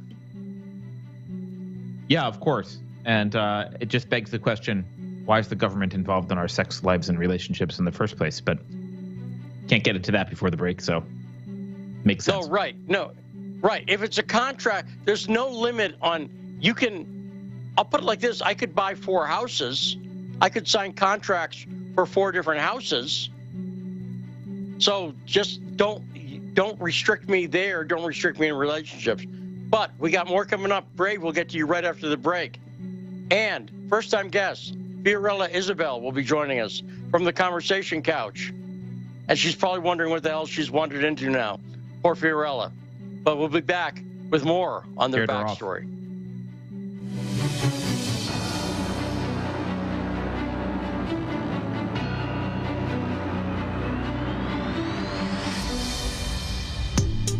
Stuck in traffic? No problem. Stay informed. Stay tuned to Radio Sputnik on 105.5 FM or 1390 AM in the Washington, D.C. area. Need more? Follow us on Facebook or check us out on SputnikNews.com. When the going gets tough, the powerful want propaganda. But we won't let them cancel the facts. Whether you're woke or drowsy, we know that you can handle the truth, and we're giving it to you every morning. Fault Lines with Thomas and Stranahan every Monday through Friday from 7 to 10 a.m. Eastern. Your first stop for sanity in a world gone mad. In a media landscape filled with so-called journalists acting as stenographers for their billionaire bosses, there is a desperate need for news, analysis, and perspectives that buck the status quo and get to the heart of how domestic and international events impact you and me, as well as showing how we can get involved in the struggle to change that status quo. Check out By Any Means Necessary on Radio Sputnik, Monday through Friday from 2 to 4 p.m. Eastern, to hear the stories and voices that mainstream media refuses to tell you. And join us as we connect the political, social, and economic movements shaping the world around us. That's By Any Means Necessary, Monday through Friday at 2 to 4 p.m. Eastern, right here on Radio Sputnik. Hi, I'm political analyst Garland Nixon. And I'm political scientist, author, and nationally syndicated columnist Dr. Wilmer Leon. We're the co-hosts for The Critical Hour, airing Monday through Friday from 6 to 8 p.m. Eastern Time here on Radio Sputnik in Washington, D.C. We close out your day with a thorough and hard-hitting analysis of the day's top stories, where we bring in brilliant scholars, authors, and investigative journalists from around the world. And on Fridays, it's panel time, when we do a roundup of the week's most important issues. Join us to keep up with the world's top stories. Enjoy an in-depth analysis. And have a little fun along the way. Listen to our show, The Critical Hour, Monday through Fridays on Radio Sputnik.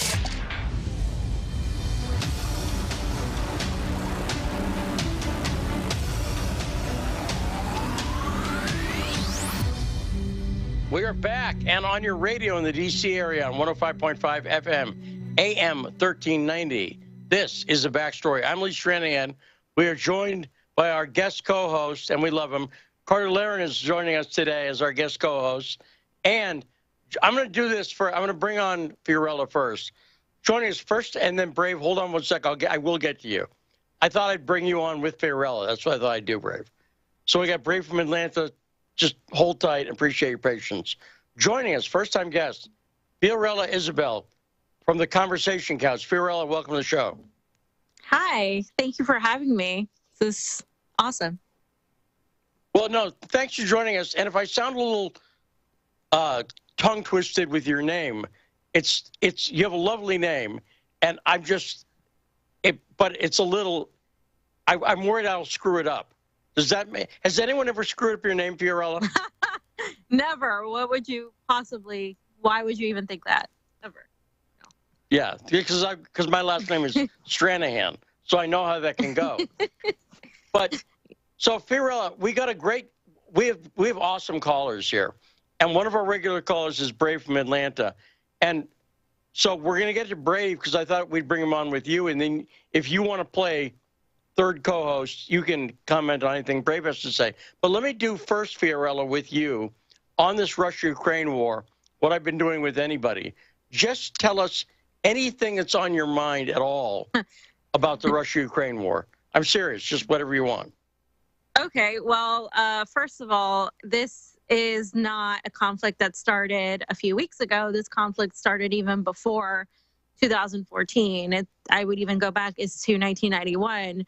And I would say that the climax was in 2014 with a Maidan coup, and nobody wants to talk about that in Western media. They only want to talk about how evil and bad Putin is, to the point where they've compared him to Genghis Khan now, because that is going to play into their narrative. And this is a Wall Street Journal that I'm talking about that just released this. And you cannot understand a conflict unless you look at the historical context. And the historical context basically flat out just shows us that this is the United States and NATO's attempt to use and weaponize Ukraine to gain control of the region and wage a proxy war on Russia. This is not about Ukraine's independence. And unfortunately, to a lot of people that have so naively and robotically put some Ukrainian flags on their profile because they somehow think that signifies that they stand against, an oligarch. They need to look at the oligarchs that exist in the United States. They need to look at the entire gaslight. This is an international color revolution that we're seeing right now. And it's a gigantic psyop. They moved on from, initially it was Trump, then it was Trumpers, and it was January 6th, and it was the election. And of course, COVID after that. And now it's this. It's now you must hate Ukraine. You must hate Russia. You must love Ukraine. Your enemy is now Vladimir Putin and all the Russians, to the point where, it's a joke. Now they're banning cats and books. And there's this very, very, very modern day book burning going on. And you don't have to be a smart ass and say, a smart aleck, I'm sorry, and say things like, That's okay. and say things like, oh, well, they're banning RT and RT America being kaput for the time being. And all of this is not, it's not a literal book. This is modern day book burning because we live in a technocratic state. And what we're seeing right now is the global dominance of the Western narrative in an attempt to silence any sort of dissent, which is ever the more fascistic. And it's something that Julian Assange warned about years ago. And a lot of people who are right now in a predicament have warned about. And I think the moment you become the empire that is narrative managing across the globe, that is something that we have to oppose as journalists, as people in media, as just everyday people that are fighting back against hegemony. And even if you think Putin is the worst person in the world, you shouldn't be okay with what's happening right now. And people should be outraged and speaking out against this modern day book burning. Okay, Fiorella, first off, let me say that I thought that was a brilliant summary, and I really agree with almost every single thing you said there. I thought it was a great summary. Second, let me say we are on the radio, so we're under the FCC's control. You can't say smart ass. What you can't do is indicate that there's any way in or out of that. Does that make sense? It's just a solid block of flesh. Assume it's that. Because as soon as you describe it in any way past that, that's when the FCC doesn't like it. And third, and most important, let me introduce you, Fiorella, to our guest host, Carter Laren. Fiorella, Carter, Fiorella. Hi, Carter. Nice to meet you. Hey, Fiorella. Great to meet you. And if you could see me, I'd be doing a silent standing ovation right now. I loved what you just said. It was excellent. Thank you. I wish more people felt compelled to speak out against what's happening. It's very unfortunate in the United States and in Europe how brainwashed and propagandized so many people are, and we have to really fight against that more than ever. I mean, this started a while ago, but it's not going to get any better before it's going to get worse before it gets better. Now, Fiorella, let me ask you too. Carter and I were discussing it because you haven't been on the show before. How do you label your own politics? Right. So I'm extremely far left. I mean, but when I say that, I think people they get confused because I would say, I believe greatly in the mix between the communist and the anarchist ideology. And the thing with me is I don't let my ideology get in the way of the truth. So I go from truth first. What happens with a lot of the left, and I've noticed in some sectors of the anti-imperialist left, and I believe this happened a lot with COVID, is that they go from whatever their friends and the people, the organizations that have accepted them, think first, and they verify with them and say, okay, am I allowed to say this? Am I allowed to talk about this? And then they do their reporting. It shouldn't be like that. It should be about what is the truth, or as close to the truth as we're going to get, because the truth is rarely pure and rarely ever simple. And so when we're looking at trying to tell the closest thing to what we can consider the truth, you cannot just be formulated to go based on what Mark said or what X person said. In my opinion, you should go with what's happening right now and how that is affecting people in the now. So I have been questioning a lot of narratives, and it's not because I want to grift, because I haven't made any money. I've actually lost money. I've lost friends. I've lost so many people in my life because of speaking out against things. Particularly, it started, of course, with the whole Trump election and questioning that election, because American elections are not the most reliable, to say the least, and I will say only that. But it's, of course, Bernie Sanders' election. You could talk about the primaries, and then, of course, how we were supposed to view an entire half of the country as being all Nazis and right-wingers, and completely just throw them away and not talk about how they got there, and not talk about why the white working class and white middle America was lost from the liberals, why liberals completely lost them, because they're arrogant and they see them as lesser than, and they went and played up to the technocratic and upper class of intellectuals, and they left behind, of course, the white working class, which then went to Trump. And you could see that in the fact that a lot of these people voted for Bernie, and then they voted for Trump in the general. And then, of course, the January 6th, where I happened to be there after having attended an event for Julian Assange and for Medicare for All, which is something I advocate for. And then, just having been surrounded by police in days prior to that, when several people were making speeches compared to what happened on January 6th, and then seeing the narrative that CNN, MSNBC, mainstream media, and a great portion of the left fell for, which was entirely different than what I witnessed and what several people who came with me witnessed. And then, of course, the COVID narrative and everything that happened thereafter. It is not fun to consistently be called a Russian asset, a right-winger, a neo-Nazi, all these names that obviously don't apply to me, but it's something I've gotten used to. And I think, some of my friends and my fellow people are not used to that. And right now, this is happening where people are getting called names and they're getting smeared as working for Putin and all of this. And so for me, it's like, welcome to a day in the life. Welcome to my life every day for the last few years. And I hope we can all band together to fight against this, because this isn't about left or right. This is about control, and who gets to tell people what to hear and see is who gets to tell you what to think.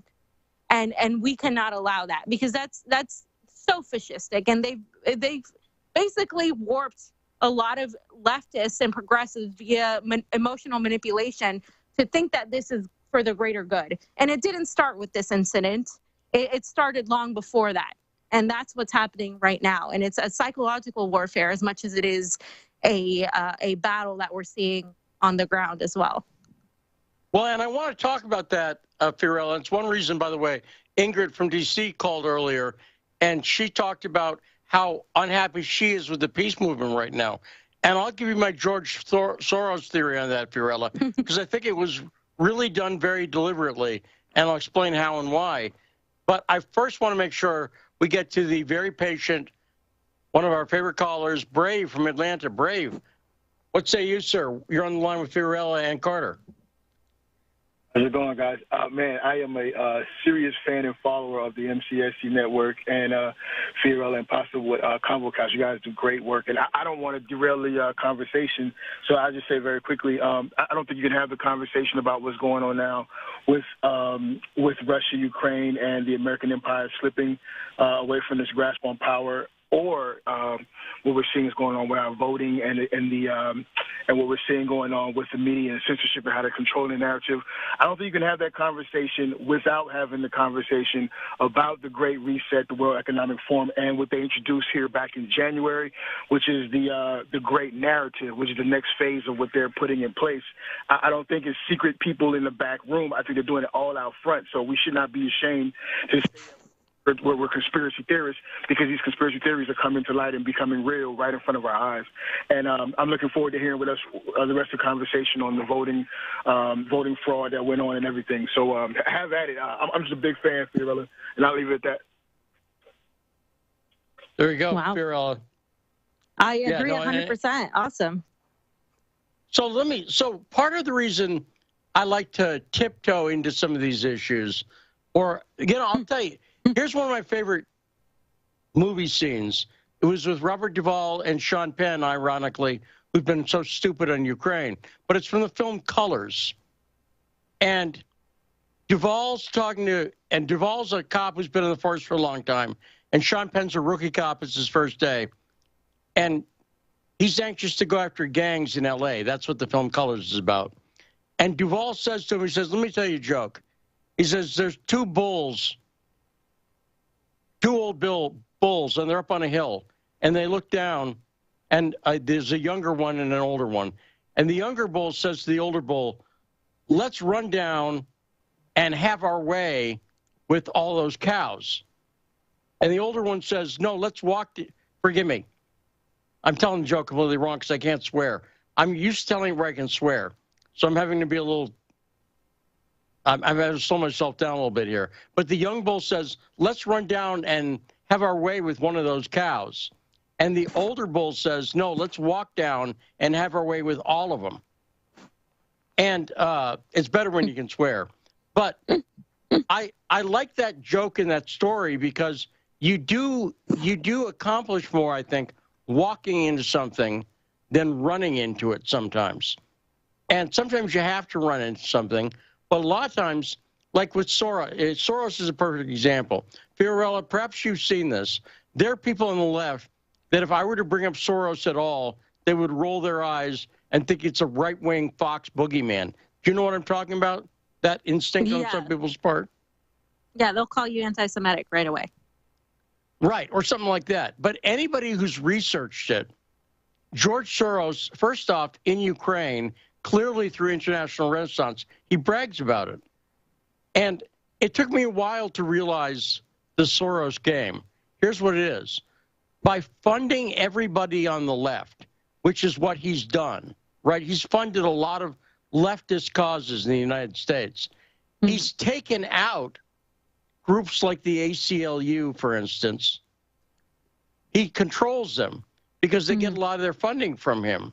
Therefore, when it comes to something like, I've talked to Medea Benjamin from Code Pink about this before, I could see that a lot of the people who were like against Iraq and the Answer Coalition and so on, there was a big coalition of people against Iraq. They took them out by giving them checks. And now people on the left want to figure out how to get that Soros money. Does that make any sense at all, Fiorella? Yeah, I mean, absolutely. I mean, so a lot of people, you know, especially on the left, have their whole battle tactic has been, oh, yeah, we need to get corporate money out of politics. We need to, you know, fight these people. Just simply understand that if corporations control this, blah, blah, blah. The thing is, the CIA, the intelligence community, is ahead of them. And so you can't look at 1 + 1 and say that equals 2. You have to look at a more complicated equation. And so what's happened is that the intelligence community has thrown out these type of people that will co-opt your movements instead, because that's a better way of killing your movement than physically killing somebody. and making a martyr out of them, or trying to obviously counteract it, because people are now got ahead and they started seeing, okay, well, you can't play this game anymore. We have to give them what they want. And so what happened is that's translated into the co-opting of movements like Black Lives Matter, which definitely was heavily funded by Soros, and that is a fact. The co-opting of any sort of anti-establishment or resistance movement from the Women's March and all of that, to you could look at elections and electing quote-unquote progressives that give great sound bites and say the right things, but only in so much as they don't really go overboard to actually criticize the military-industrial complex and the national security state apparatus. Because then if they did that, then they wouldn't be useful to the empire. So they have made the left extremely hyper-focused on this woke culture, like social justice issues, but without any sort of backbone on economics that will actually make those issues actually help people. And so they promoted through Brand New Congress, through Justice Democrats, through the Green New Deal, through all of these sectors, the Sunrise Movement, that have this money coming from people like George Soros and people like the Peter Thiels of the world. And it's not really looked at, because it's kind of like, oh, well, we have to do something. We have to get some sort of money. But the problem is all of that is entirely for the same global agenda of the Fourth Industrial Revolution, where you're basically going to just be a data mining prop, where everybody is going to be just immersed in this technocratic fascistic existence that we have.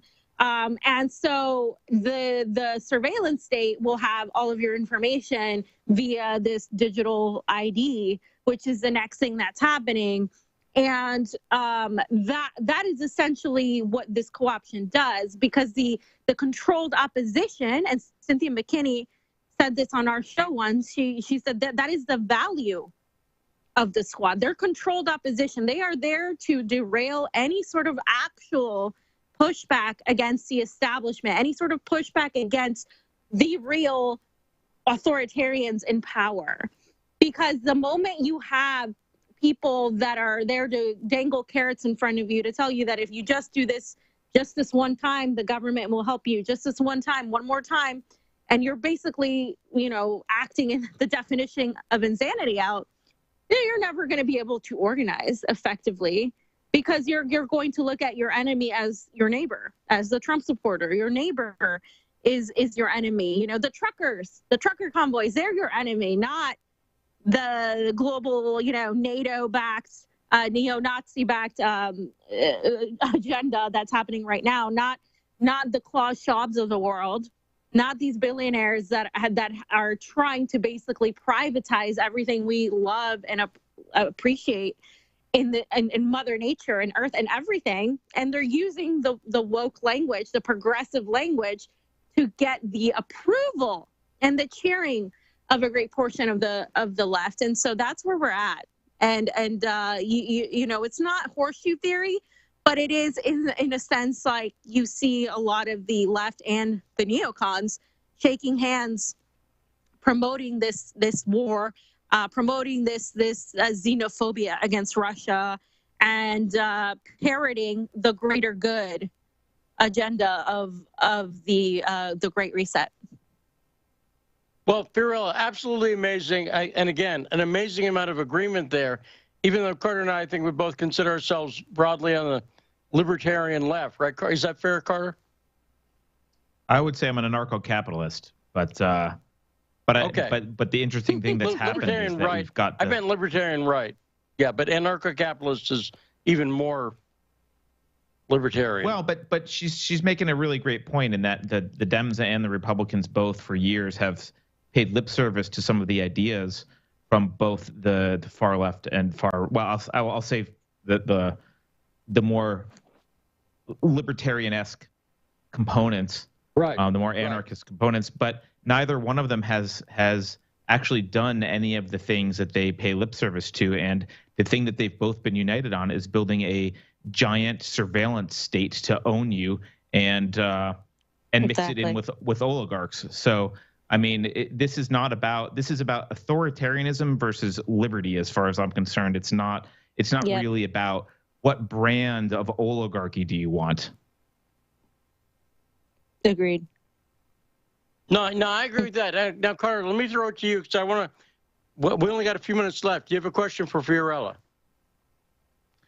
Well, I'd love to. I mean, I would love to actually hear from you. You said, I think on a show today, something to the effect, I'm paraphrasing, but something to the effect of you can't vote your way out of this. Like you were talking about, I think the Wisconsin election probe, and I know you've looked at Georgia as well, and you seem to be pretty black-pilled with respect to the validity of any elections in the U.S. Is that true? And if you can't vote your way out of it, what do we do? Yeah, it's 100% true. I mean, I think it's been true for a long time. You know, the United States, for instance, is very quick to call Cuba a dictatorship, Russia an oligarchy, Maduro a dictator, Assad a brutal dictator, etc. But the thing is, these people may have been in power for a while. But the thing Americans must realize is that you have puppets that switch in and out of power, and you have selections that are thrown to you as elections. But in studying elections for the last few years, I can tell you that we have by far some of the worst elections in modern history. And we have selections, and the foreign policy and the trajectory of the American interest do not change no matter who is president.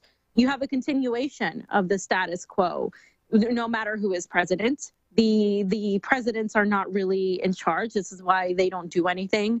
It's especially obvious when it comes to foreign policy, when it comes to, you know, the punishing whistleblowers and punishing journalists. You can see how one department has done this, followed through the next steps for the other. You can see it in immigration as well. And so, and that's just at the macro level. At the micro level, when you're looking at elections, and we know that no major country has vote by mail ballots in the way we do, in the massive way we do, where anybody could get one, because they're ripe for fraud. And of course, again, this is another manipulation that happens with the left, is that we want to make these accessible to poor people, to people of color, and they weaponize and tokenize minorities to get this done. But the problem is, if a third world country, like the countries I've visited in and have monitored their elections in Nicaragua, Honduras, Peru, if they can figure out how to get IDs to people living in areas where there's no electricity, some of them, no roads that are paved, if they can figure that out, trust me that the United States government could figure out how to give IDs to people so they could show an ID. And by our measures, the socialist country of Nicaragua has the most right-wing elections. They have one day to vote. It's on a weekend, but they have one day to vote, and they have to show ID, and their pictures are on a roll book, and they can only vote in the precinct they're designed to vote in. And they're not doing this because they're a bunch of fascists. They're doing this because there's a chain of custody to be kept.